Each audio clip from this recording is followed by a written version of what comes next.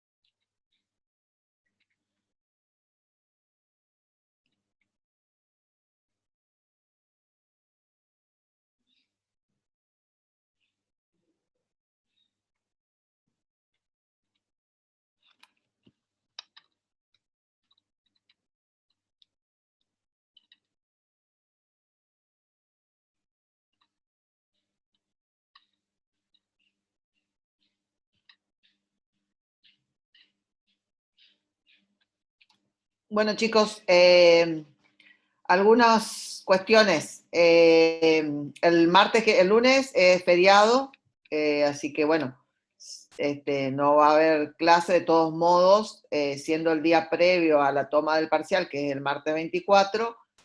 Yo voy a estar, para el que quiera participar, digamos, que quiera hacer alguna consulta, vamos a estar disponibles en el Zoom, después se va a pasar el enlace, para cualquier consulta que quieran hacer previa al parcial. De todos modos, yo voy a hacer una clase cortita y después habilito por si alguien quiere hacer algún tipo de pregunta para el parcial del día martes.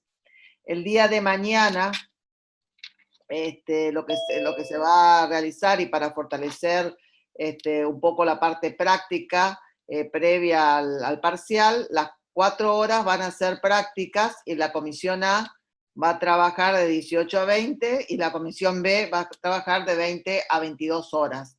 Se va ya a trabajar sobre un práctico integral que va a ser tipo modelo como para el parcial, y el día jueves se va a hacer un repaso también una práctica para el parcial. Así que, bueno, no sé si le quedó claro alguna pregunta sobre esto que quieran hacer.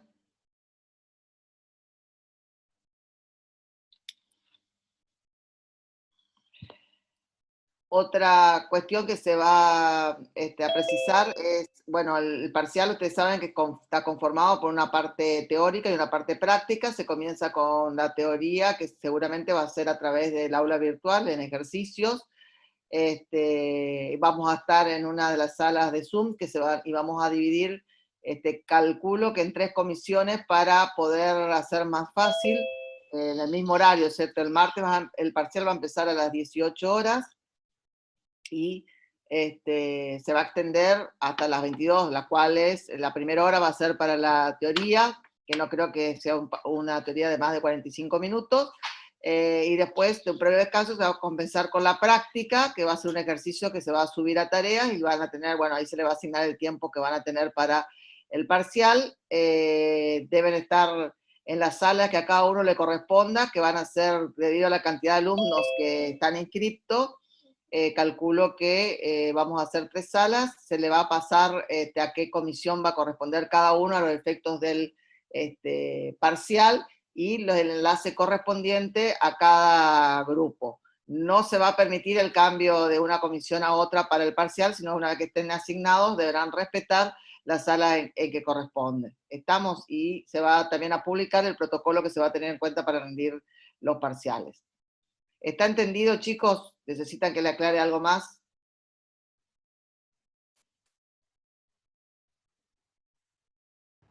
Entendido, profe. Bueno.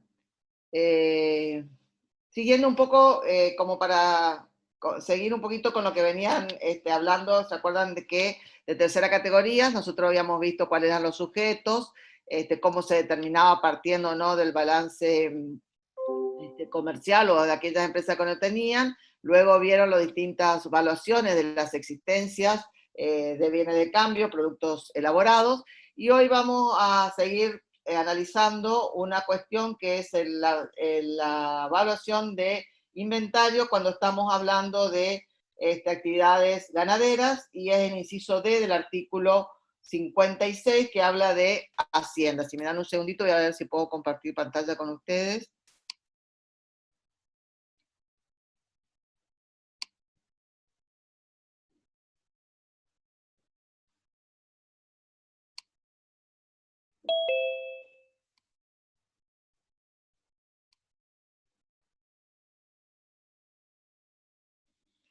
Bueno,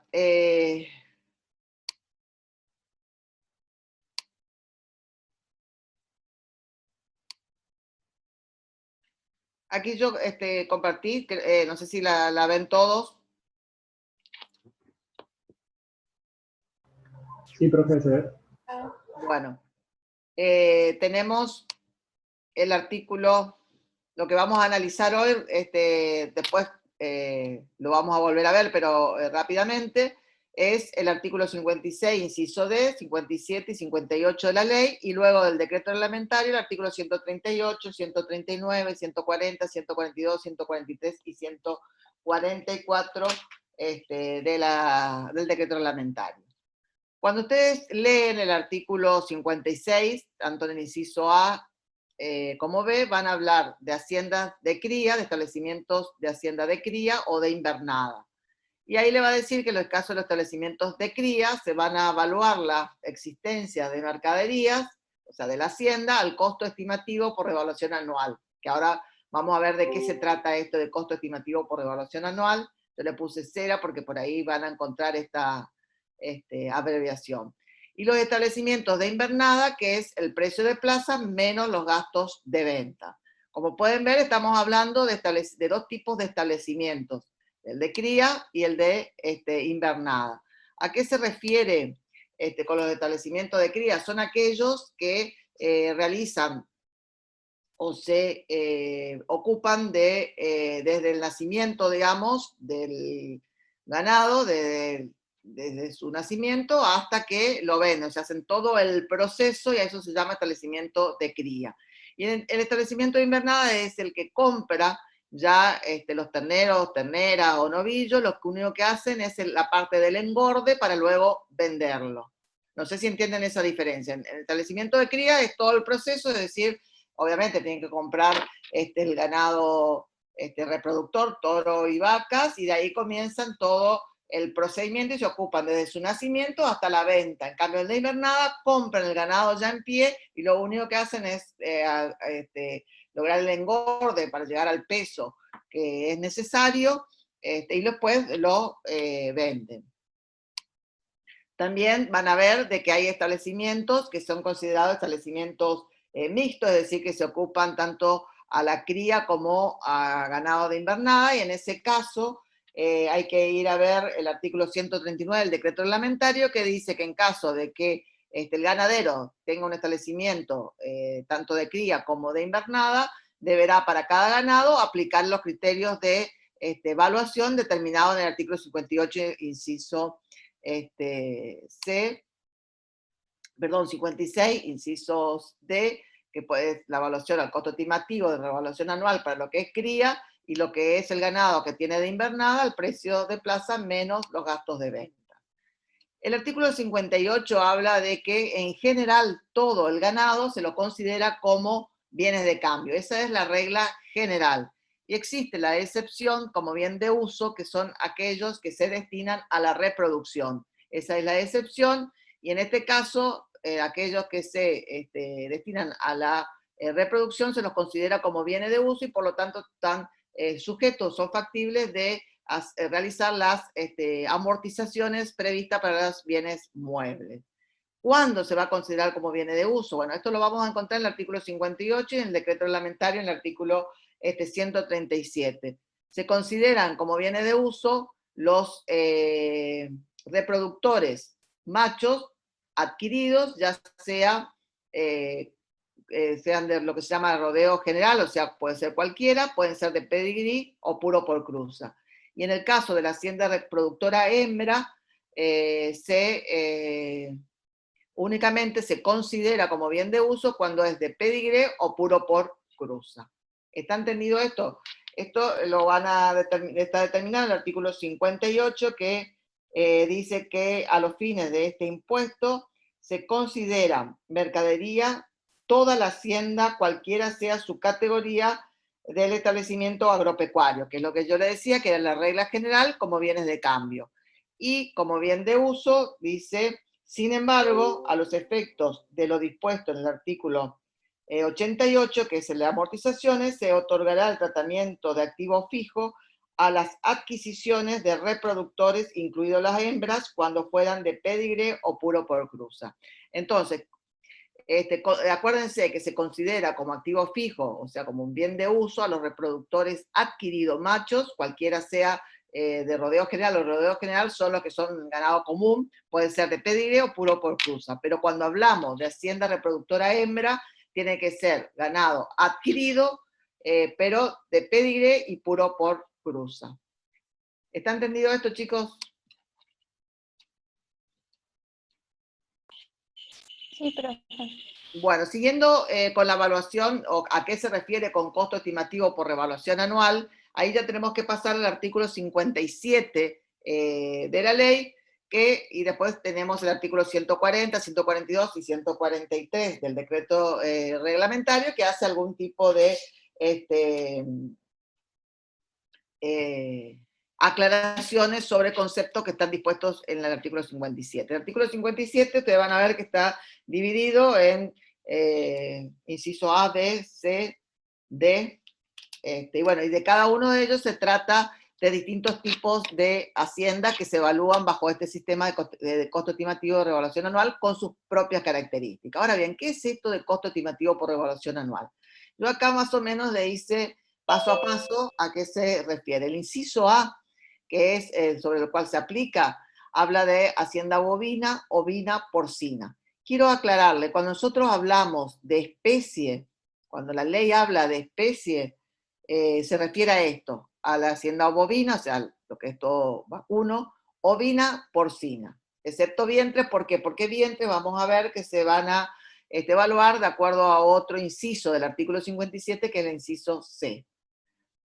Y cuando habla de categorías, se refieren a las distintas formas. O sea, por ejemplo, en la hacienda bovina tenemos las vaca, toro, bueno, pues pueden ser bienes de cambio o bienes de uso, pero en general cuando se habla de categoría en la hacienda bovina, ovina, es cierto, se define por ejemplo, ternero, ternerito, vaquillona, novillo, esas son las distintas categorías dentro de la especie bovina. En la ovina van a tener el caprino, la oveja, ternero, terneritas, digamos, depende de qué tipo de especies estemos hablando. ¿Entendieron esta diferencia? Porque la ley habla por ahí de especies y después habla de categoría. Cuando habla de categoría se refiere dentro de las distintas especies, las distintas categorías que tienen estos ganados o clases de ganado, que son lo más común que vamos a ver, que es la bovina, son ternero, ternera, novillo, vaquillona, vaca, etc. ¿Está entendido? ¿Por qué? Porque el primer paso para hablar de este costo estimativo de revaluación anual es determinar la categoría base. ¿A qué se refiere la categoría base? La categoría base, en principio, es la categoría más vendida en los últimos 3 meses del ejercicio. Por ejemplo, supongamos que tomamos las últimas ventas realizadas en el periodo fiscal que estamos tratando, que es supongamos que es el 2019, en los últimos, cuál es la categoría más vendida en los últimos 3 meses, y miramos cuál fue la que más vendió este ganadero, y vemos, por ejemplo, que es la terneros. O sea que tomamos octubre, noviembre y diciembre, que son los últimos 3 meses, vemos que las distintas ventas que hizo y vemos qué categoría se vendió más. Por ejemplo, supongamos que ahí vemos de que la categoría más vendida fue la de terneros. Después que determinamos la categoría base, ¿qué tenemos que determinar?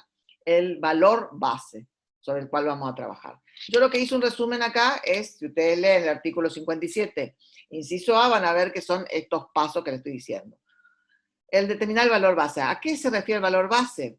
Se calcula el precio promedio ponderado de la venta de esta categoría en ese periodo. Es decir, voy a ver cuántas fueron las ventas en montos, o sea, y saco el precio promedio ponderado, que es el total de las ventas en esos 3 meses, el monto dividido por las cantidades vendidas de cuál era la categoría más vendida, el ternero. Entonces agarro y tomo, supongo que en octubre vendí 100 cabezas, en noviembre vendí 50, y en diciembre vendí 100, es decir, el total en cantidad fueron 250, y eso vendí a un precio total de 250.000 pesos. Entonces el precio promedio ponderado es 250.000 por 250. Esto es matemática, ¿cierto? Sacar el precio promedio ponderado. Y a ese precio promedio ponderado, ¿qué le voy a aplicar? El 60%. Ese valor que me da, o sea, el 60% del precio promedio ponderado de la categoría más vendida en los últimos 3 meses, es el valor base. Ese es un valor que yo después voy a multiplicar por las cantidades que tengo en existencia final. Y el tercer paso es cómo determino el resto de las categorías, porque acá que hice, saqué el 60% del valor base, que en nuestro ejemplo era el ternero. Ahora tengo que relacionarlo con el resto de las categorías. ¿Cómo se hace? Aplicando el valor base, un índice de relación que está publicado en una ley 23079, generalmente nosotros le damos los índices de relación, donde le da distintos digamos, índices. Por ejemplo, el toro vale 100, la vaca vale 80, el ternero vale 70, o sea, tiene una relación y debemos ir relacionando esa categoría con este valor base, y vamos a ir sacando cuál es el valor para esa categoría y después multiplicamos por la existencia. Es decir, que nosotros para poder sacar, si estamos trabajando con una hacienda, o sea, un establecimiento ganadero de cría, y tenemos que sacar el costo estimativo por evaluación anual, tenemos que tener primero que el inventario, o sea, ¿a qué se refiere el inventario? ¿Cuántas cabezas de ganado tengo? Y de esas cabezas, ¿de qué categoría pertenecen? Es decir, ¿cuántas terneros tengo, cuántas terneras tengo, cuántos novillos tengo, cuántos vaquillonas tengo? Generalmente los novillos están dados por los pesos que tienen esos animales. Y bueno, después, ¿qué hago? Determino la categoría base, o sea, la categoría más vendida en los últimos 3 meses, saco el valor base, que es el precio promedio ponderado de esa categoría durante ese periodo, o sea, de los 3 meses, y el 60% de ese precio promedio ponderado es el valor base. Y el tercer paso es relacionarlo con las otras categorías a través de los índices de relación que están publicados en la tabla anexa de la ley 23079. Esos índices de relación, no se preocupen, porque si hay algún práctico que van a hacer, esos índices generalmente se lo informamos. ¿Está entendido hasta acá?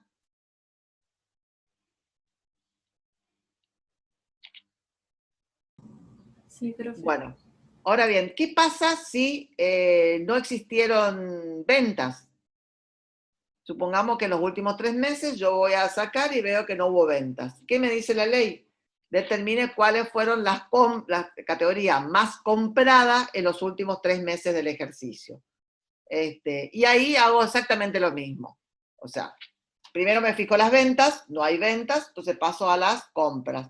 Me fijo cuáles son las categorías más compradas en los últimos meses, hago el mismo procedimiento de sacar el precio promedio ponderado de las compras de esa categoría en ese periodo, saco el 60% y obtengo el valor base. En caso, lo mismo voy aplicando para las otras categorías a través de este índice de relación. Ahora bien, ¿qué pasa, dice la ley, si no hubiera ni ventas ni compras en los últimos 3 meses de ejercicio?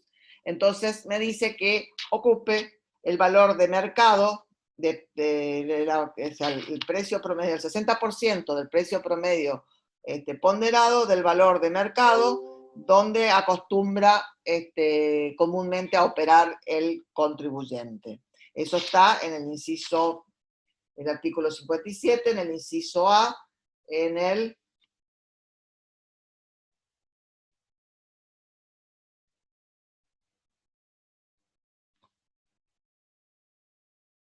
tercer párrafo. Dice que de no resultar aplicable lo prescrito en los párrafos precedentes, se tomará como valor base el 60% del precio promedio ponderado que en el mencionado lapso se hubiese registrado para la categoría de hacienda más vendida en el mercado en el que el ganadero acostumbra a operar.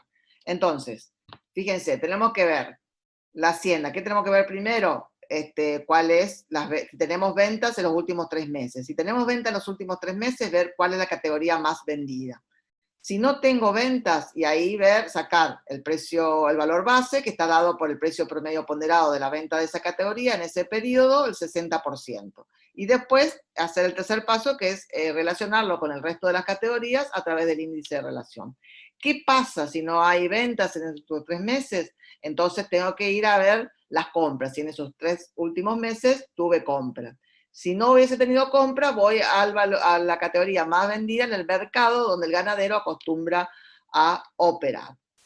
Y siempre se saca el precio base, es el 60% del precio promedio ponderado.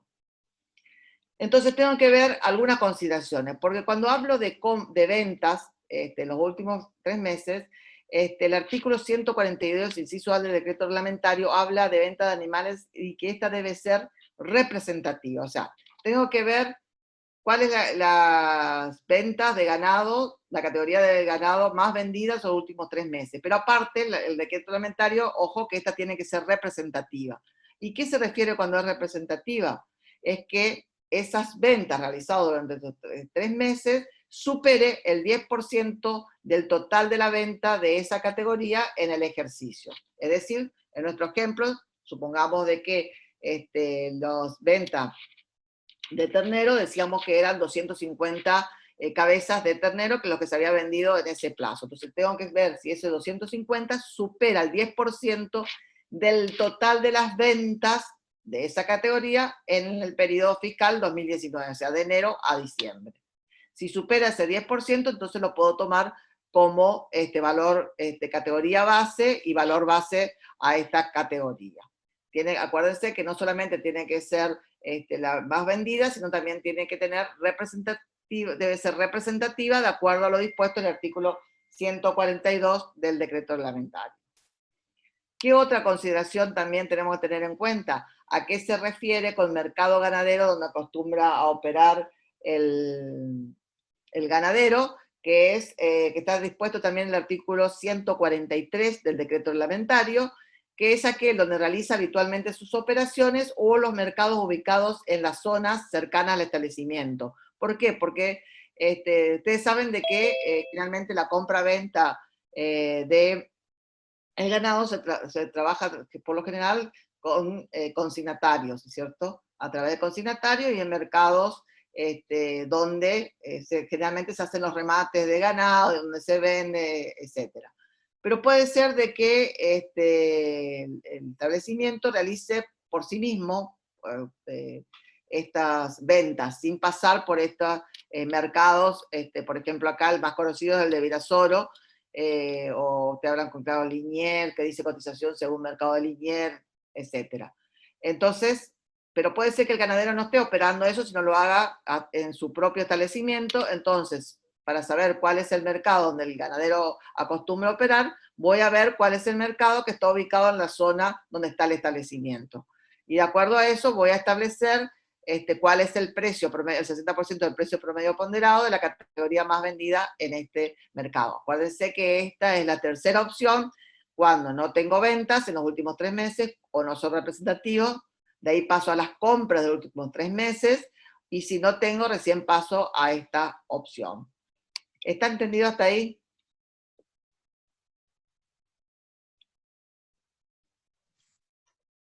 ¿A qué se refiere con esto? Sí, profe. Bueno, o medianamente entendido. De todos modos, yo después en el aula le voy a hacer como un repaso de cada uno de los pasos para que ustedes lo tengan. Y bueno, después seguramente van a ver un pequeño caso práctico para que lo puedan reafirmar a este tipo de evaluaciones. De todos modos, este es un tema que no va a entrar para este parcial, sino entraría para el otro parcial, para el segundo. ¿Cuáles son las evaluaciones? ¿Se acuerdan que cuando habíamos visto el artículo 56, había las evaluaciones de establecimiento de invernada? Yo lo había puesto en la primera, aquí, lo habíamos puesto establecimientos de cría, costo estimativo de relación anual, que es el que vimos, y el de invernada, que es precio de plaza menos gastos de venta. Entonces, si nuestro cliente es un ganadero, pero que se dedica a un establecimiento de invernada, que yo le había dicho que son los que compran el ganado y lo hacen solo para el engorde y después lo venden. En este caso, fíjense que si estamos hablando de establecimiento de invernada, no vamos a tener esa posibilidad de que haya bienes de cambio y activos fijos. En este caso son todos bienes de cambio. ¿Por qué? Porque no se dedica a la cría, entonces no hay ningún reproductor, ni macho ni hembra, y por lo tanto no hay activos fijos en los establecimientos de invernada.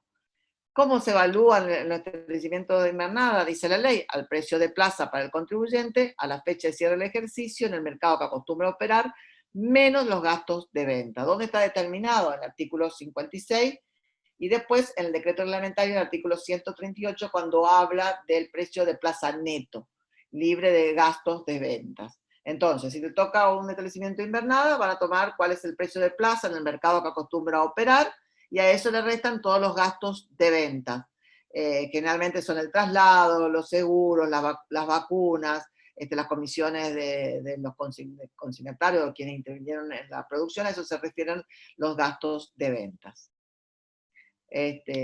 Obviamente parece mucho más fácil que el de cría. Algo que quiero otra vez mencionar es, acuérdense de que cuando estamos en un establecimiento de cría vamos a tener parte del ganado que se pueden considerar como bienes de uso, activos fijos, y que son el ganado adquirido, reproductores machos, ya sea de rodeo general, de pedigree o puro por cruce. Y en el caso de hacienda reproductora hembra, de pedigree y puro por cruza para ser considerados como ganado, como activos bienes de uso, y sobre esto se puede aplicar la porcentaje de amortización, que generalmente son 5 años. ¿Alguna pregunta hasta acá?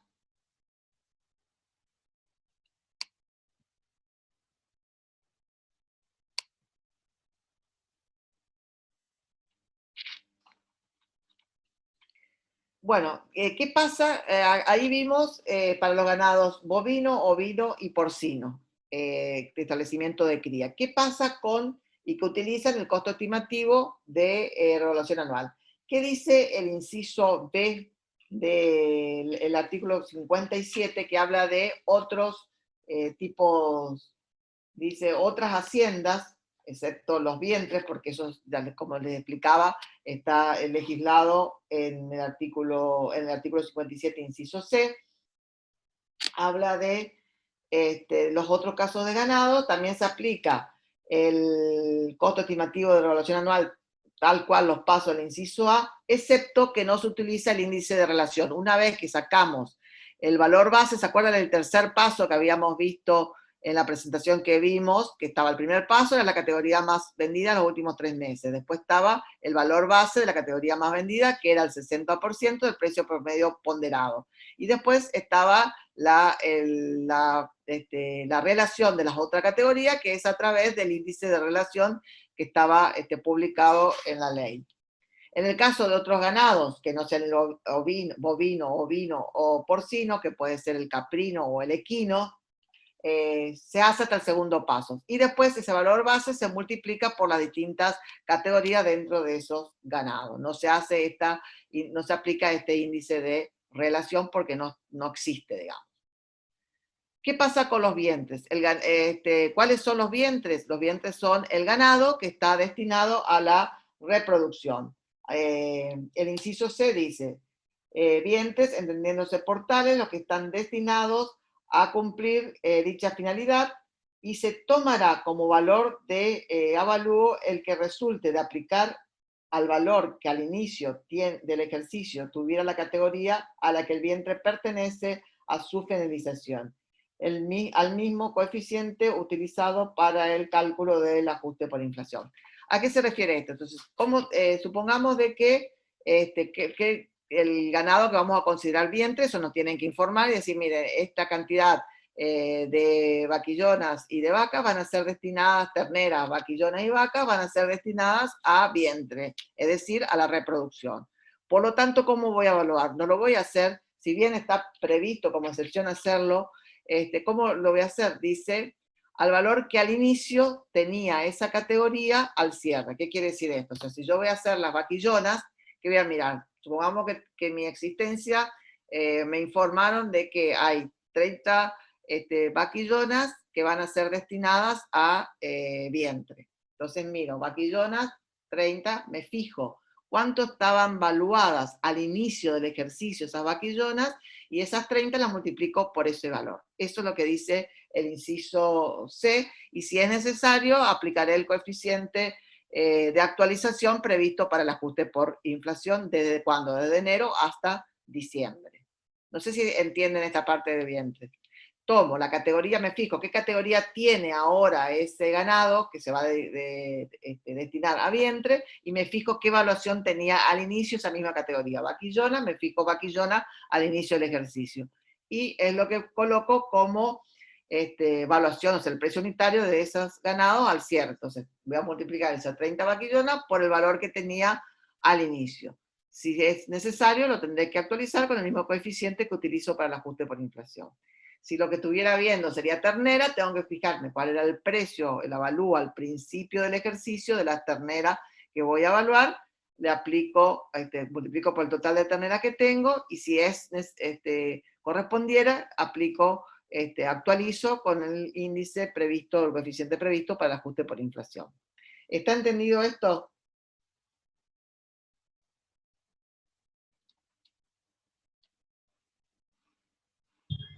Sí, profe. Bueno,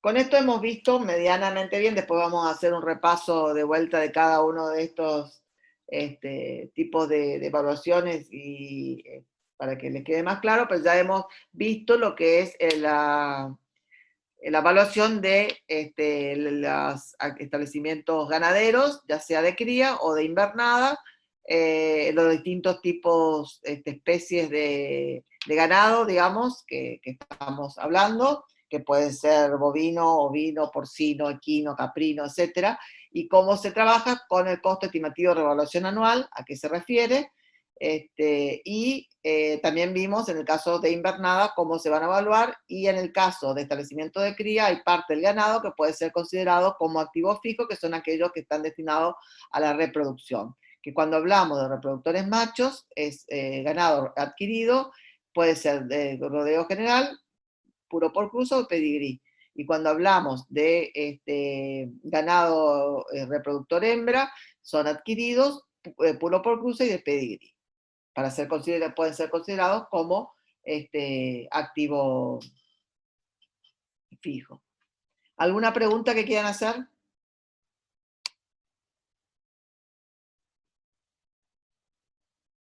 Bueno, estos minutos que nos quedan dejo abierto para que cualquiera que quiera hacer alguna consulta específica sobre el primer parcial, bueno, dejo abierta para las preguntas que quieran realizar.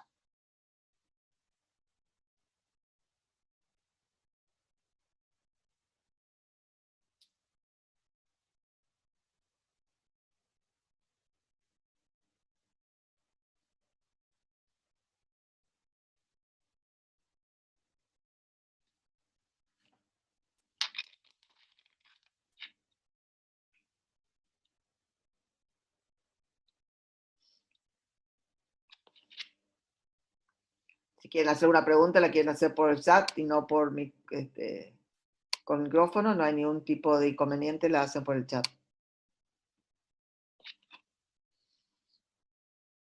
Va a entrar primera, segunda, cuarta categoría, digamos, lo que es la teoría.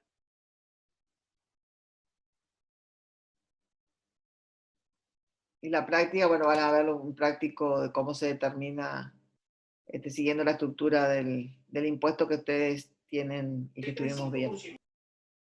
Profe, Sí. ¿Cuándo se haría el trabajo no integrador, pero usted dijo que no iban a hacer tipo un ejercicio largo, completo? No iban a hacer. No, eso se va a hacer, o sea, se lo va a entregar seguramente cerca de fin de año, pero se va a ir haciendo el desarrollo durante febrero, porque ese es un trabajo que lo pedimos al final del cuatrimestre, ¿cierto? Así que eso va a estar para ir haciendo ir haciendo las consultas, ir avanzando en el trabajo durante el mes de las semanas del cuatrimestre de febrero.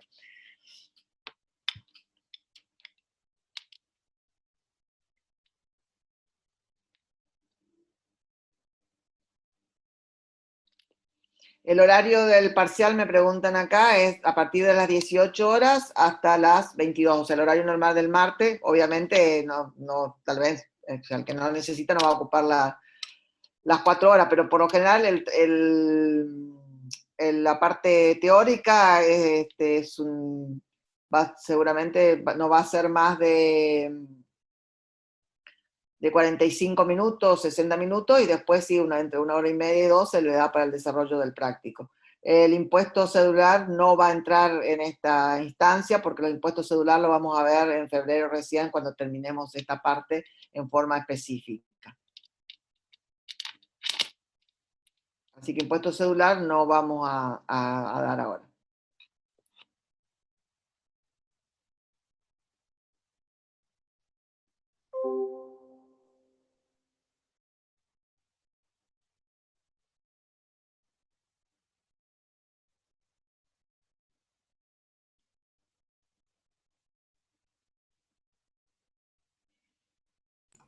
Profe, Sí. ¿la práctica se desarrolla en una hoja y se manda foto o cómo va a ser? La práctica generalmente sí, se sube el trabajo en el aula, en tareas, y después se solicita o que sirvan un documento, que puede ser, lo pueden hacer en Word, Excel, generalmente Excel porque es más fácil, o en PDF, o bien una foto del trabajo hecho. Lo único que pedimos cuando manden fotos y lo hacen en forma manual, que sea lo suficientemente clara, porque si no después no podemos corregir la misma, o sea, porque a veces salen muy oscuras y no podemos leer las letras, digamos, así que esa van a ser la forma en que se va a tomar.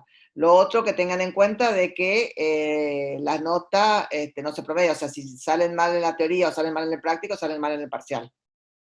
No porque saquen un 10 en la parte práctica y después saquen un 2, es que van a aprobar el parcial, sino tengan en cuenta de que saliendo mal en una de las partes ya salen mal en el parcial.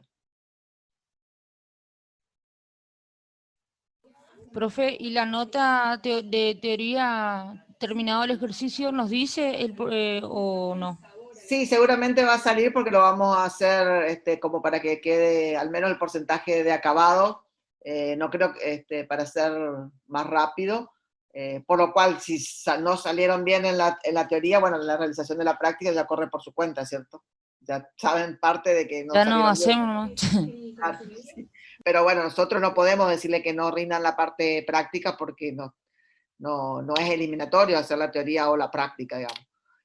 Así que, pero le dejamos opción de ustedes que la quieran realizar o no. No habiendo salido mal, ya habiendo salido mal en la teoría, digamos. Gracias, No sé si profe. me expresé. Sí, gracias, profe. No sé, que alguien me había preguntado por el segundo parcial. El segundo parcial, no. El segundo parcial posiblemente lo tomemos este año. Quedaría para la segunda parte, el trabajo integral. Es un trabajo que aquellos que tienen posibilidad de promocionar le va a ayudar para poder promocionar. y el recuperatorio también lo vamos a hacer en el mes de febrero, y algunos temas específicos como es impuestos cedulares, ajuste por inflación y justificación patrimonial, que le va a servir el trabajo integral.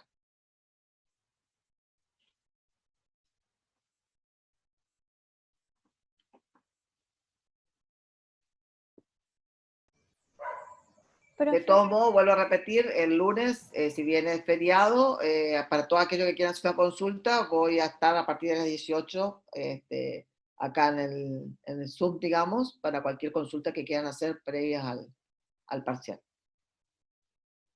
Ya vamos a estar. Sí, bienes personales, vamos a ver si lo alcanzamos a dar antes del segundo parcial, va a entrar, y si no, va a quedar para febrero también, dentro de los otros temas. Si no, el segundo parcial. Depende de cómo vamos llevando cómo vayamos con los tiempos y el desarrollo de los temas.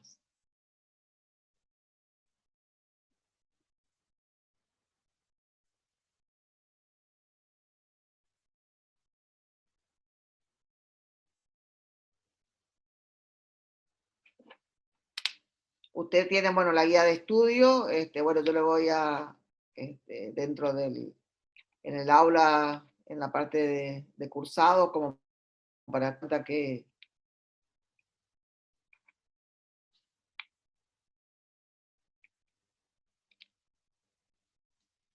Jessica, ¿a qué te referís con que para calcular la amortización de los inmuebles se toma el valor al cierre? ¿Al valor del inmueble? Sí, profe, ¿se me escucha? Sí, te escucho, te escucho.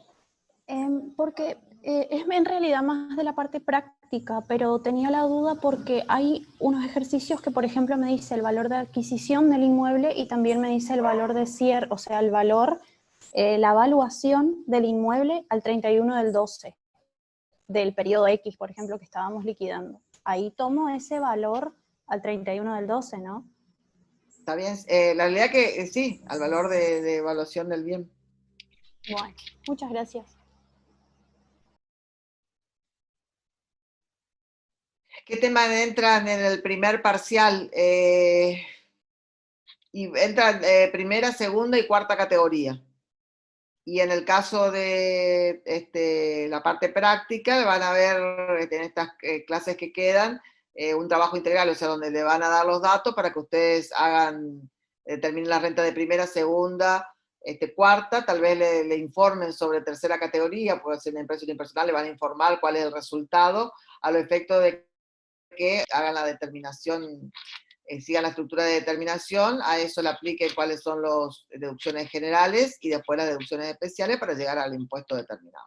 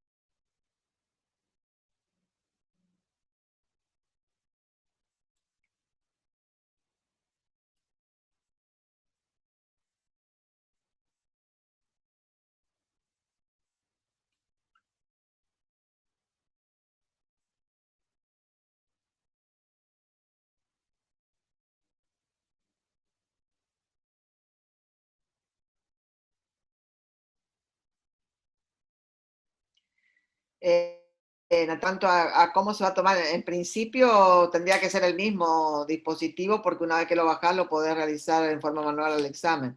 Pero en caso de que se te complique muchas veces porque trabajan con los teléfonos, sí se puede utilizar otro dispositivo en sí para realizar el examen.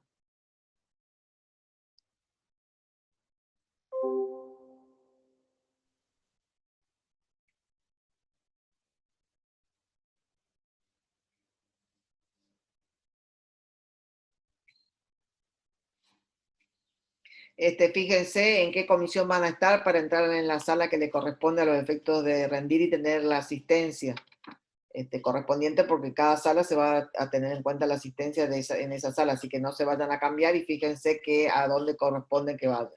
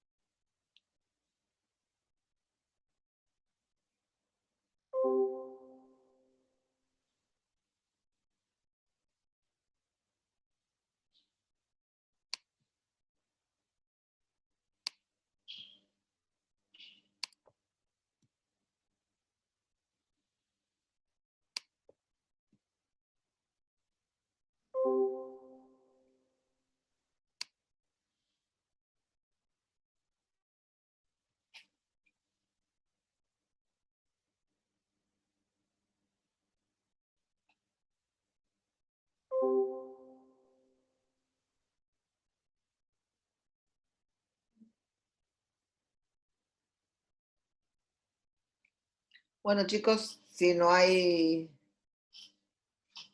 ninguna otra pregunta, damos por terminado. Bueno, para los que quieran, lo vemos el lunes y si no, el martes a las 18 horas para rendir el parcial.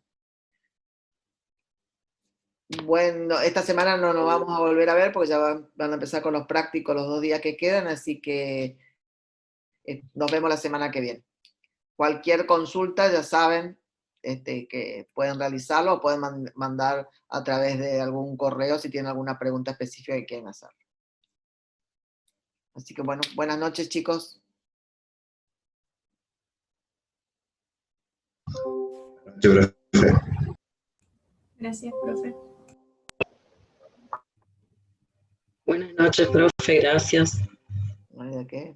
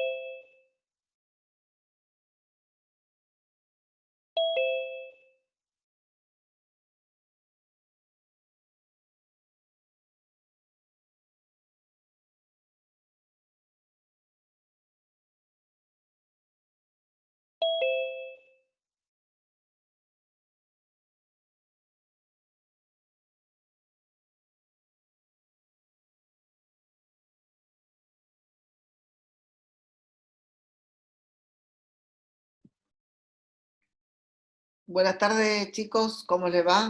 Vamos a esperar unos minutitos para ver si ingresan algunos alumnos más y comenzamos la clase.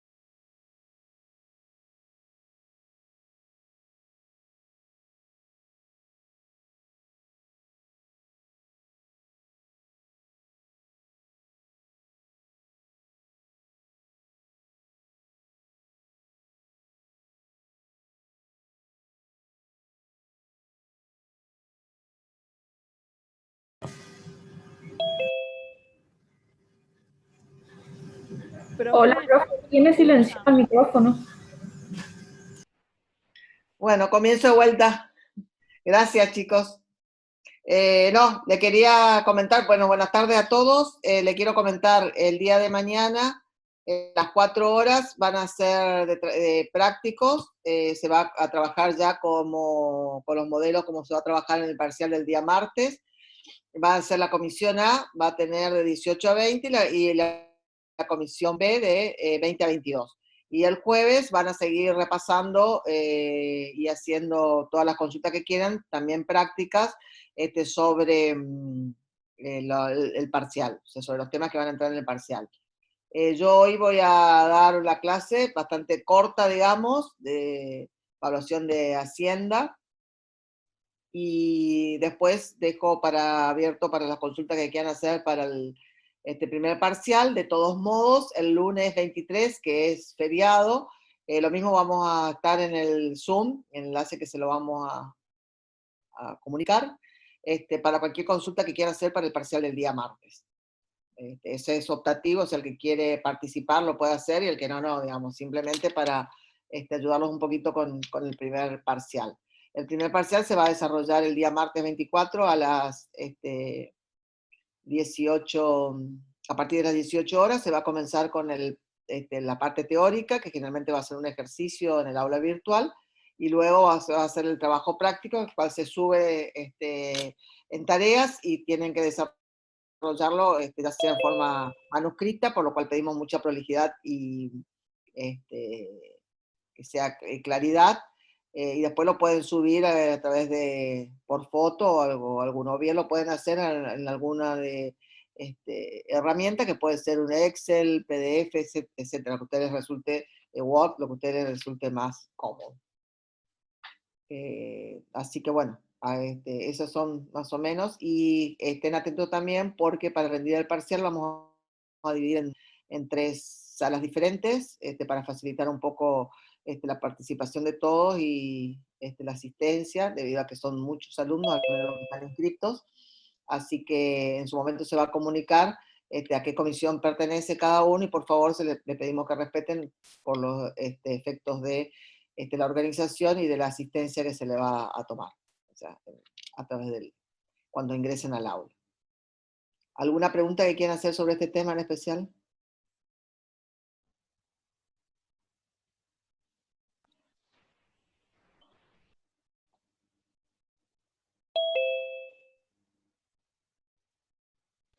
Profe, el tema de la asistencia, ¿cómo nos van a tomar?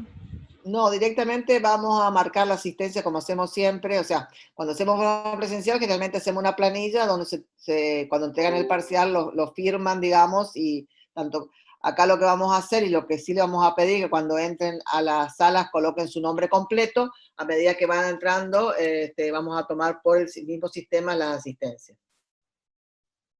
No se va a validar con documentos si son muchos, porque no es casi imposible, así que confiamos en eso.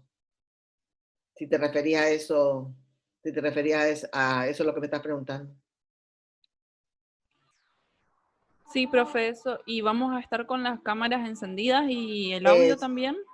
Sí, el audio sí, vamos a ver. Lo que pasa es que todo depende un poco de la cantidad que se presenten, pero las cámaras sí le vamos a pedir que estén prendidas. Gracias, profe.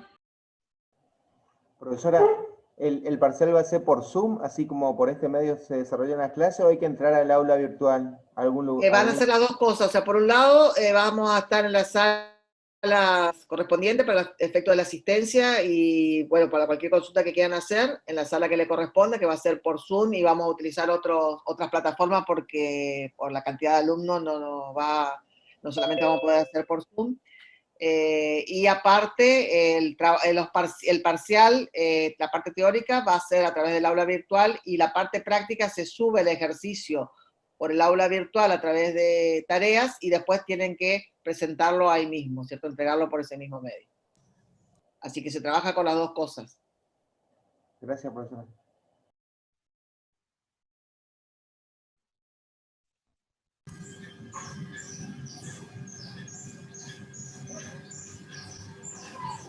Bueno, si no tienen ninguna otra pregunta. Yo no sé si era en este grupo, había una alumna que tenía un problema porque rendía auditoría en el mismo día. No sé si es acá en este curso, en esta comisión. La fecha del segundo parcial, me preguntan acá, no está definida todavía, va a ser en este año, digamos, calculamos que sobre la fecha, los últimos días de la parte de este cuatrimestre que les corresponde. La ley se puede utilizar en la parte práctica, no para la parte teórica. Profe, ¿cuánto tiempo tenemos para hacer el parcial a teoría y práctica? Y, se va a habilitar las 4 horas, digamos, que tenemos clases, pero en general el parcial teórico no son más de 45 minutos, como mucho, depende de la cantidad de preguntas que definamos hacer, son entre 45 minutos y 1 hora. Y el práctico, por lo general, son 1 hora y media. Generalmente se le da 1 hora y media para que asuelen, y después siempre dejamos un margen de 15, 20 minutos para que puedan subir todo el examen, porque ahí por ahí tenemos problemas cuando se sube y son muchos alumnos.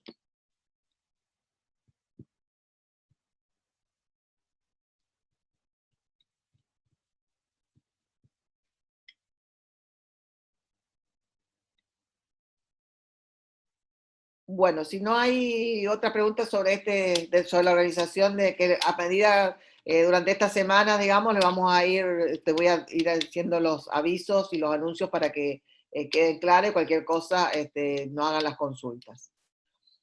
Bueno, comenzando un poquito con la clase, ustedes empezamos a ver tercera categoría, vimos cuáles son los sujetos, vimos cómo se liquidaba cuando teníamos balance comercial, cuando no teníamos balance comercial, comenzaron a analizar uno de los temas fundamentales en la liquidación de impuestos a las ganancias, que es la evaluación de las existencias, que es el artículo 56, bastante extenso, de la ley, donde, bueno, lo divide en los distintos bienes que se pueden evaluar, mercaderías de reventa, productos elaborados, productos en proceso, y hoy vamos a hablar del inciso D, que es el que habla de Hacienda. Y cuando hablamos de Hacienda, la ley habla de Hacienda para establecimientos de cría y para establecimientos de invernada. Me dan un segundito, yo voy a compartir pantalla.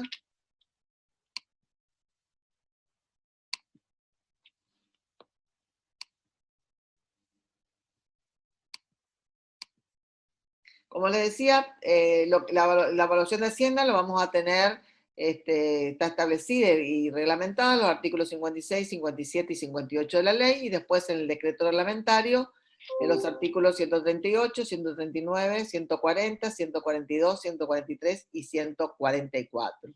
Estos está dado para los establecimientos de cría, que el artículo 56 determina que para los establecimientos de cría será el costo estimativo por evaluación anual, que vamos a ver hoy de qué se trata, y para los establecimientos de invernada el precio de plaza menos gastos de venta.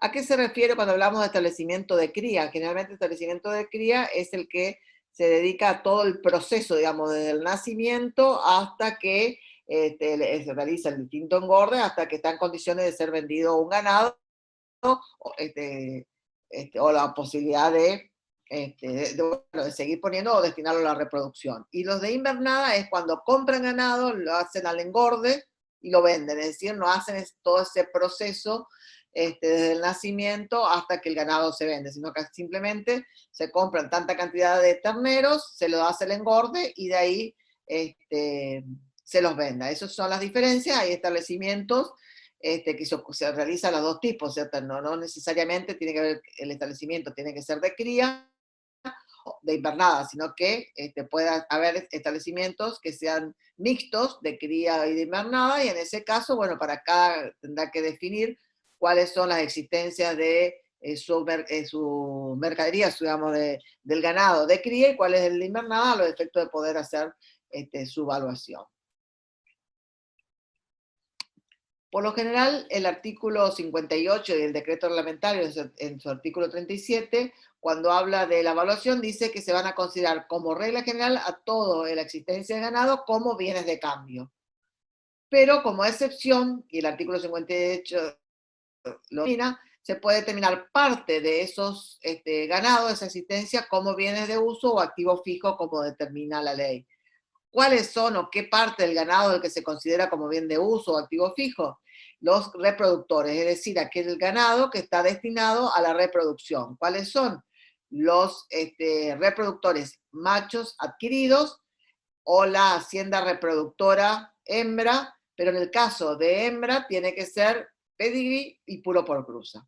Es decir, que voy a considerar como activo fijo aquello que voy a destinar a la reproducción, a los reproductores machos, o sea, a los toros, que pude haberlos adquirí, y en este caso pueden ser toros de rodeo general, o sea, que no tienen, no son puros por cruza de pedigrí, es decir, los puros por cruza son aquellos de que se vienen cruzando con otras razas, pero son, y tienen determinados papeles y determinados, digamos, procedimientos para llegar a los mismos que tienen pedigrí, que vienen de toros campeones, y tienen, bueno, los papeles de cuál determina, como pasa con los perros, digamos, para hacerlo más fácil.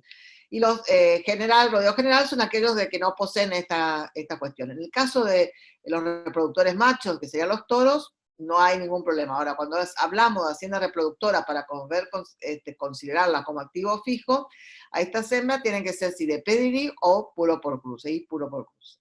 ¿Estamos? Y tiene que ser, en ambos casos, adquirido, porque así lo está determinado el artículo 58 y 137 del decreto reglamentario.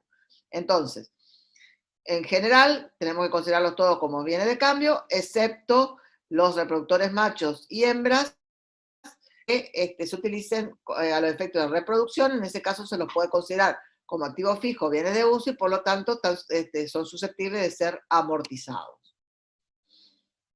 Ahora, ¿qué se refiere con esto de costo estimativo por revaluación anual? Y yo acá un poco dividí en pasos, que es exactamente lo que está en el artículo 57, en principio en el inciso A, y el artículo 57 tiene varios incisos. El inciso A habla de la hacienda bovina, ovina, porcina, excepto vientres. El inciso B habla de otros tipos de ganado, de otras categorías, perdón, de otras especies de ganado, que puede ser el equino, caprino.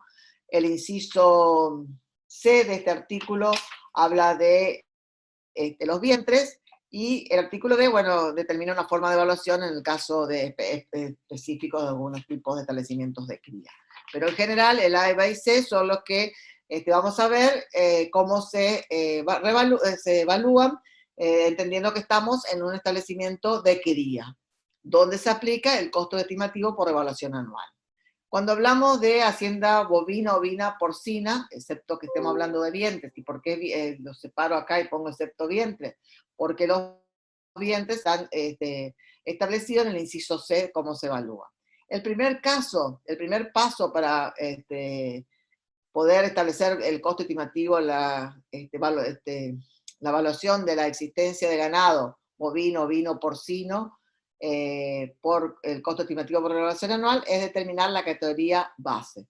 Quiero hacer una aclaración, porque la ley habla de especies, y cuando hablamos de especies, tenemos que hablar justamente de esto, de la hacienda bovina, o ovina, o porcina, equina, etc. Eso se habla cuando hablamos de especies. Y cuando determinamos categoría, es la categoría que existen dentro de cada especie. Por ejemplo, la categoría bovina, tenemos terneros, terneras, novillos, o sea, novillitos, novillos, vaquillas, vaquillonas, vacas, toros. A eso se refiere con categoría. El primer para poder determinar el costo estimativo de revaluación anual es determinar la categoría base. ¿Y cuál va a ser la categoría base? La categoría más vendida en los 3 meses del ejercicio. El segundo paso es determinar el valor base. ¿A qué se refiere el valor base? El valor base es el 60% del precio promedio ponderado de las ventas de esta categoría, o sea, de la categoría base, en ese periodo. Es decir, primer paso, voy a determinar cuál es la categoría más vendidas en los últimos 3 meses. Después, ¿qué voy a sacar? El precio promedio ponderado de las ventas de esa categoría en ese periodo. Es decir, voy a tomar el monto total de ventas sobre la cantidad vendida de esa categoría más vendida en los últimos 3 meses. Por ejemplo, me pasan la planilla de existencia, donde voy a tener que este establecimiento ganadero tiene bueno, terneros tantos, vacas tanto, vaquillona tanto, novillitos tanto, y tengo que pedir cuáles fueron las ventas realizadas los últimos 3 meses. Me fijo cuál es la venta realizada los últimos 3 meses y veo de qué categoría fue la más vendida. Supongamos que la categoría más vendida fuera la de terneros. Y a partir de ahí que veo cuál es, esa entonces es la categoría base que voy a tener en cuenta. Ahora, ¿cuál va a ser el valor base que voy a determinar? El precio promedio ponderado de esta categoría, en este caso ternero. Entonces me fijo el monto total vendido de terneros en los últimos 3 meses y eso le divido por la cantidad vendida en los últimos 3 meses para tener el precio promedio ponderado. Eso es matemático, ¿cierto? No estoy diciendo nada raro, o sea, ni tampoco es propio del impuesto en sí, y a ese precio promedio ponderado le aplico el 60%. Ese es el valor base, es decir, el valor base es el 60% del precio promedio ponderado de la categoría más vendidas en los últimos 3 meses del ejercicio. Ahí yo voy a determinar el valor base, en nuestro ejemplo era de los terneros. ¿Qué pasa con las otras categorías? Novillos, vaquillas, vaquillona, toros, vacas, etc. Se va a aplicar el valor base ese determinado y se los relaciona con un índice de relación. Ese índice de relación está establecido en la ley, en la tabla anexa de la ley 23.079. Esos índices de relación por lo general se dan, entonces voy relacionando el valor base con la categoría y lo relaciono con ese índice de relación, es decir, tomo el ternero, me fijo qué valor de índice de relación tiene con los toros, con el vaca, y ese índice de relación que dice, bueno, que un toro vale 100, que un novillo vale 80, por ejemplo, que un ternero vale 70. A eso se refiere, y entonces ahí voy haciendo el cálculo que le corresponde del valor que tiene que tener cada uno de ese ganado. ¿Entienden esto cómo se va haciendo, o medianamente entienden cómo se va obteniendo el valor base sobre el cual se va a trabajar y cómo se va a relacionar después con las otras categorías? Después, las clases que vienen, digamos, vamos tal vez verlo con algún... De todos modos, vamos a volver a repasarlo después. Esto no entra para el parcial, quédese tranquilo. Entra así para el segundo parcial, o posiblemente pueda entrar para el segundo parcial. Lo vamos a ver tal vez con un ejemplo sencillo para que ustedes lo vean, o van a tener algún práctico para que ustedes puedan visualizarlo. Ahora bien, ¿qué dice la ley? Primero dice que la categoría base va a ser la categoría más vendida en los últimos 3 meses. Ahora, ¿qué pasa si no tuvo venta? Supongamos que en los últimos 3 meses del ejercicio, empresa ganadera no tuvo ventas. ¿Qué me dice la ley? Bueno, si no tuvo venta, la categoría base se va a determinar con la categoría más comprada en los últimos 3 meses del ejercicio. Y después sigo haciendo los pasos como siguen, ¿cierto? Determino el valor base, que es el 60% del precio promedio ponderado de ese valor, que va a ser de acuerdo a las compras de los últimos 3 meses, y después determino el resto. Si estoy en esta hacienda bovina, ovina y porcina, voy a ver los índices de relación para poder sacar las otras categorías del ganado. Entonces, categoría más vendida, si no hay categoría más vendida, la categoría más comprada en los últimos 3 meses. Ahora, ¿qué pasa si tampoco tengo compra? Supongamos que en este ejercicio esta empresa operó en la compra-venta hasta el mes de agosto. Pero luego, debido a que el mercado no era propicio, porque, bueno, no tenía ganado suficiente para vender, no realizó ninguna transacción ni de venta ni de compra. Entonces, ¿qué le dice la ley? Que tome el valor de las operaciones más vendidas o realizadas en los últimos 3 meses en el mercado donde acostumbra a operar. Es decir, que tengo que ver dónde, por lo general, hacendado, establecimiento, vende su ganado. Ustedes saben que hay mercados donde se compran y venden distintos ganados. Entonces, tengo que ver cuál es el mercado, ver cuáles fueron las operaciones que se realizaron de ventas vendidas en los últimos 3 meses, cuál fue la categoría más vendida, y sobre eso obtener el valor, la categoría base y el valor base de acuerdo al precio promedio ponderado de estas operaciones más realizadas o que más se realizaron en los últimos 3 meses en este mercado donde acostumbra a operar el ganadero, y por último hacer relación con los otros, definir el resto de las categorías a través de los índices de relación. Entonces, cuando estamos hablando de hacienda bovina, ovina y porcina, los efectos de determinar el costo estimativo por devaluación anual, primero se determina la categoría base, que es la categoría más vendida en los últimos 3 meses. Si no tuviera ventas, pasos a las compras, y si no tuviera compras, las operaciones realizadas en el mercado donde acostumbra operar el hacendado.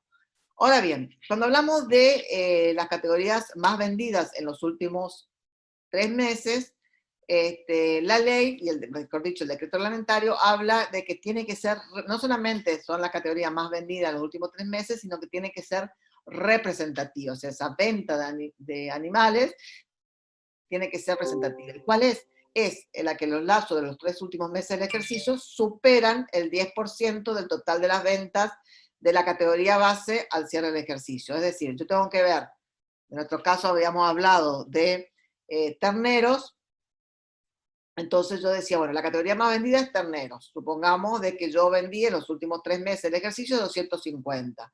¿Con qué voy a comparar para que realmente saber de que esa categoría es la más vendida, pero aparte representativa? Con la venta total de terneros durante todo el ejercicio fiscal. Si supera el 10%, va a ser representativa, y si no, voy a tener que pasar a las compras o a los otros valores que habíamos determinado, como era el del mercado. ¿Entienden hasta acá lo que estoy hablando?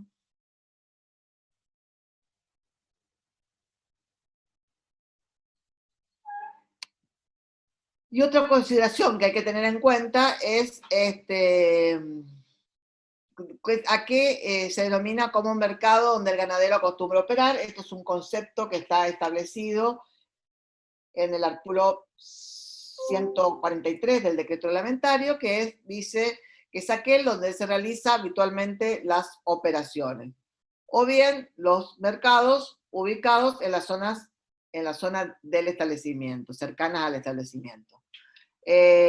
Donde realiza habitualmente sus operaciones, lo que yo le decía, generalmente, a ver, si el establecimiento ganadero está en esta zona, por lo general es en Virasoro, Santo Tomé, donde existe, sobre todo en Virasoro, es el mercado donde por lo general se realizan compra-ventas de ganado, digamos.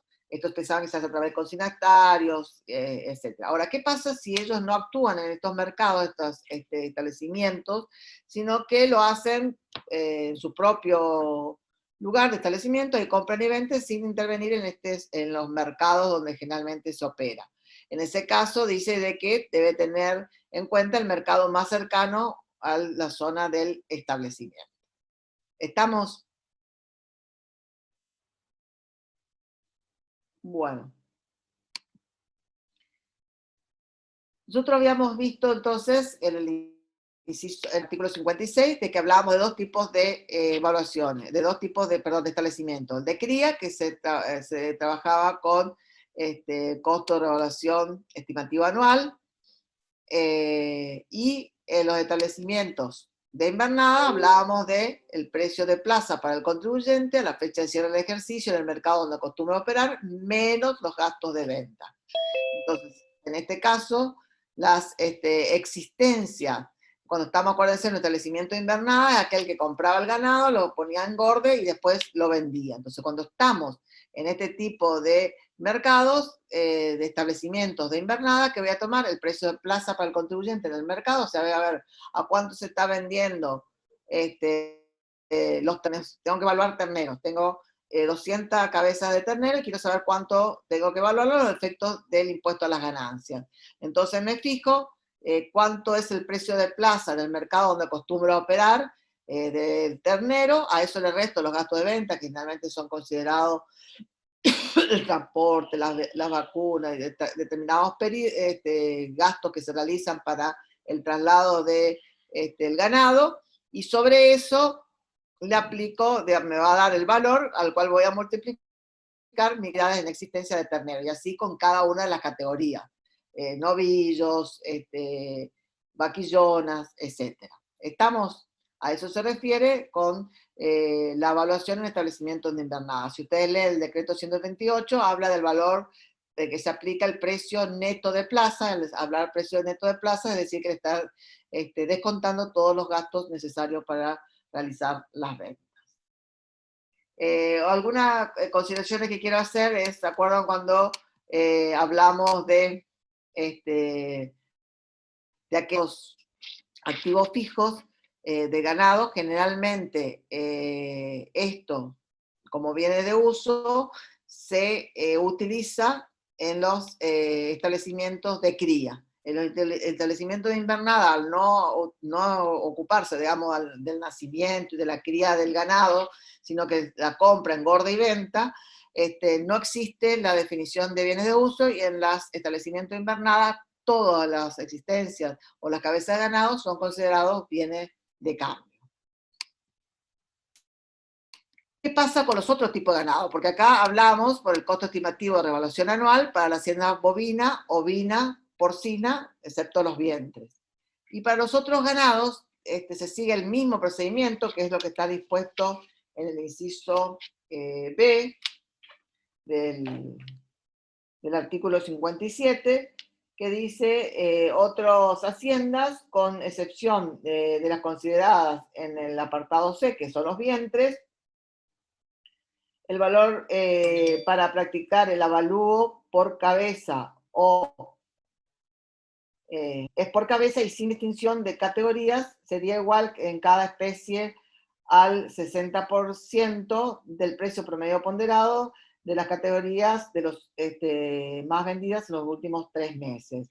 La única diferencia acá es que después este tercer paso, con la relación de las distintas categorías, no se realiza. Es decir, yo obtengo el valor base, 60% del precio ponderado de valor base, y le aplico a todas las categorías de esa hacienda, que puede ser, por ejemplo, equina, o bueno, no sé qué otra así común que puede digamos, pero generalmente es para la parte de caballo. O sea, determino el valor base y después a ese valor le voy aplicando las distintas categorías dentro de la hacienda equina o caprina, puede ser también que exista. ¿Está entendido, chicos? Ahora, ¿qué pasa con los vientres? Es decir, aquellos ganados que están destinados a la reproducción. Eso está establecido en el inciso C del artículo 57, cuando dice vientre, entendiéndose tales a lo que están destinados a cumplir dicha finalidad, y se tomará como valor de avalúo el que resulte de aplicar al valor que al inicio del ejercicio tuviera la categoría a la que el vientre pertenece al cierre, a su finalización, y el mismo se actualizará. ¿Qué quiere decir esto? O sea, yo al cierre voy a pedirle, obviamente, voy a tener el inventario final del ganado. Entonces, me va, mi cliente, digamos, me va a decir, mire, de las vacas o de las vaquillones, 30 de las mismas van a ser destinadas a vientre. Por lo tanto, no voy a aplicar ni el inciso A, sino que, porque está exceptuado, sino el inciso C, que dice, voy a tomar las vaquillonas y me voy a fijar qué valor tenían las vaquillonas al inicio del ejercicio. Supongamos que esas 30 vaquillonas, miro el valor al inicio, que sea 100, entonces voy a multiplicar 30 por 100, y ese va a ser la evaluación de las vaquillonas al cierre. ¿Estamos? Si correspondiera, se va a actualizar con un coeficiente que es el mismo que se utiliza para el ajuste por inflación. ¿Y por qué habla de estos movimientos? ¿Por qué? Porque cuando estamos en un establecimiento de cría, por ejemplo, nace, digamos, el ganado, son los terneros o terneras, pasado determinados años pasan a ser novillitos o vaquillas, después pasan a ser novillos y vaquillonas, y después van a ser vaca o toro, o bien si se van a dedicar a la reproducción, o bien van a ser vendidos para faena o para a otro establecimiento que lo van a dedicar al engorde y a la venta. Entonces van pasando de categoría. Por eso dice que el valor del vientre va a ser el valor que tenían al inicio las vaquillonas, la cantidad de vaquillonas que están al final del periodo. Es decir, si las vaquillonas tengo que fijarme cuántas tengo al cierre, me fijo su valor al inicio y eso lo multiplico por el valor al cierre. Si correspondiera, tendré que aplicar los ajustes de acuerdo a los coeficientes del ajuste por inflación impositivo. ¿Está entendido cómo se evalúa los vientres? Y el último artículo habla nomás de aplicar este mismo sistema para el ganado de cría, que se esté destinado un 100% a todo el proceso, y siempre y cuando estos no están en la zona central de explotación ganadera, que es la zona de la pampa húmeda y toda esa zona. Bueno, chicos, ¿alguna pregunta que quieran hacer de este tema y alguna pregunta que quieran hacer para el parcial? Lo hacen acá o lo hacen por el chat, como ustedes quieran, y los voy contestando.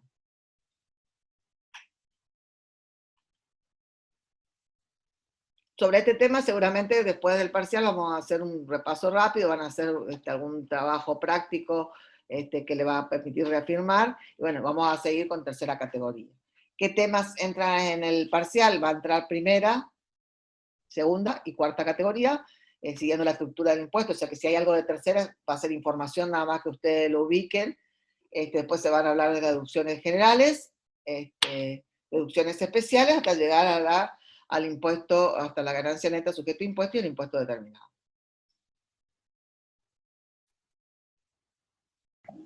Profe, Sí. una compañera pregunta si para el parcial puede rendir desde el celular para hacer la videollamada y el examen en su compu, porque dice que en la computadora el Zoom le anda muy mal. Sí, en realidad no es lo preferible, pero bueno, sí, obviamente no tenemos inconveniente que lo pueda mientras esté conectada con su celular, no hay ningún problema de que el parcial lo pueda hacer a través de la computadora porque tiene que entrar al aula virtual. Bueno, profe, gracias.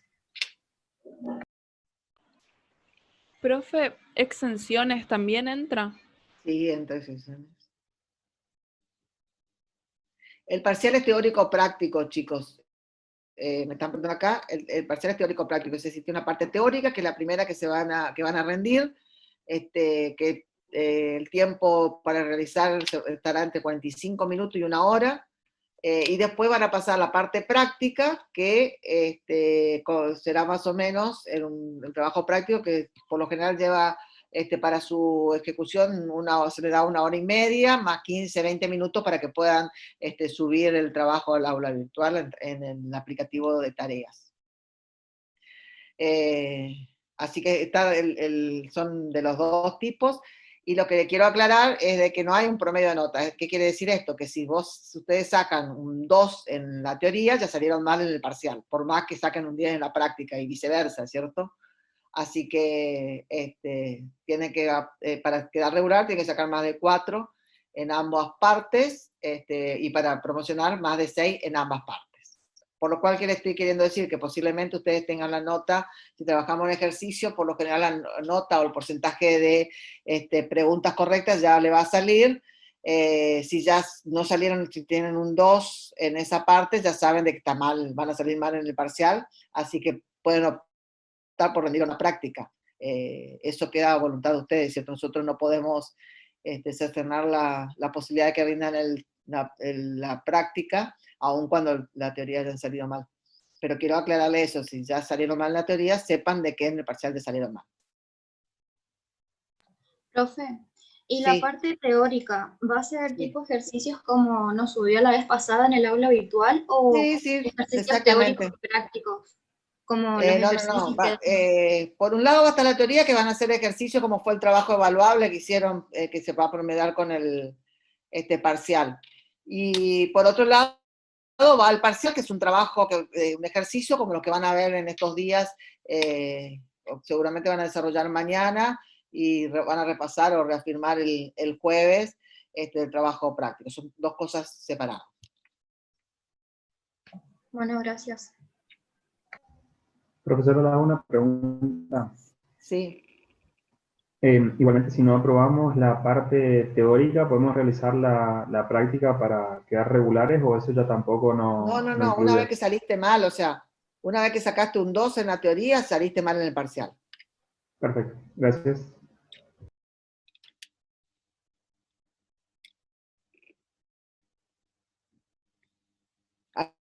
¿Alguna otra consulta que quieran hacer? De todos modos, vuelvo a reiterar, el lunes 23, si bien es feriado, bueno, vamos a estar lo mismo en el Zoom para contestar cualquier consulta que quieran hacer para los parciales.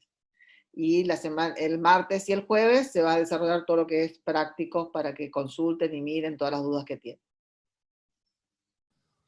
Profe, buenas tardes. Sí. ¿Se me escucha o muy bajo? Sí. No, te escucho, te escucho.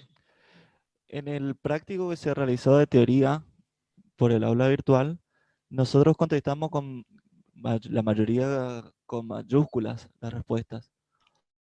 Sí. Ahora en el parcial, ¿tendríamos que contestar con mayúscula o minúscula o para tener idea si más o menos? hacemos un ejercicio de ese tipo que hay que rellenar palabras para evitar problemas, le vamos a aclarar si tienen que poner en minúscula o mayúscula. De todos modos, yo estoy revisando cada uno de los parciales, los trabajos que hicieron, bueno, y cambiando la nota, quienes pusieron en mayúscula, y bueno, por supuesto le computó como mal todo el ejercicio, ¿cierto? Sí, sí, sí, por eso. Bueno, muchas gracias, profe. Si lo hacemos, le vamos a aclarar que utilicen minúscula, lo que sí también le considera mal si no ponen un acento, porque hay algunos que pusieron, pero no pusieron algún acento y entonces también les consideró como mal. Claro, claro, perfecto. Muchas gracias, Así profe. que tengan en cuenta también eso cuando escriban la palabra, si lleva acento, coloquen, porque por lo general los acentos no los colocan, pero y si nosotros pusimos la palabra correctamente, le va a poner como mal.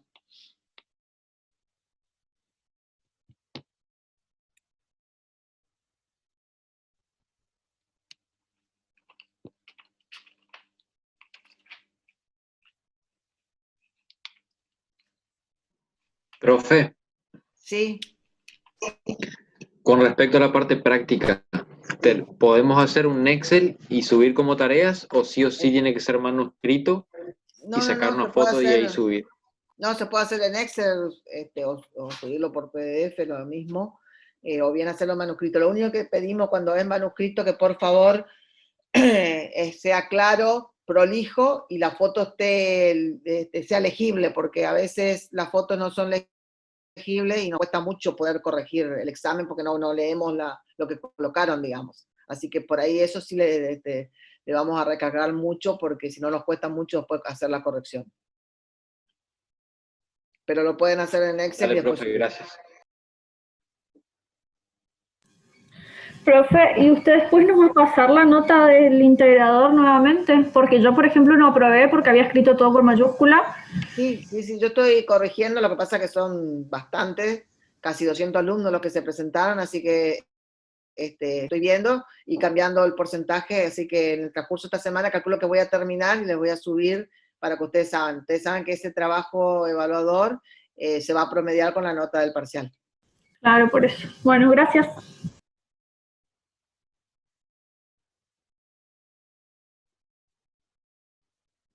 ¿Alguna otra pregunta, chicos, que quieran hacer?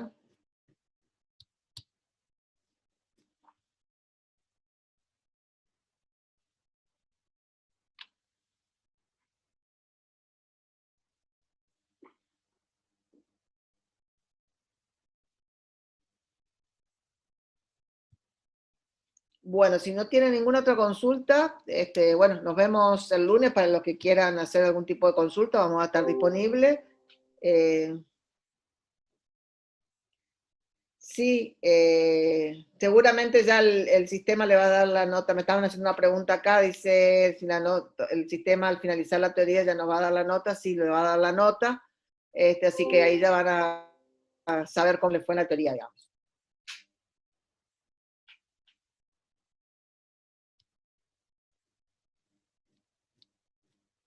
Bueno, chicos, si no tienen ninguna consulta, vuelvo a decirles, nos vemos el lunes, vamos a estar disponibles para cualquier otra consulta, para que tengan estos días para repasar, a pesar de que es feriado, vamos a estar para cualquier consulta que quieran hacer para el parcial, y bueno, después el martes nos vemos por mi parte, porque ya estos días van a haber práctica, así que les pediría que aprovechen y que se fijen bien porque, bueno, van a ser prácticos semejantes a lo que vamos a dar en el parcial. Así que, bueno, me despido, buenas noches y nos vemos el lunes o martes. Hasta luego, profesora. Gracias. Hasta luego.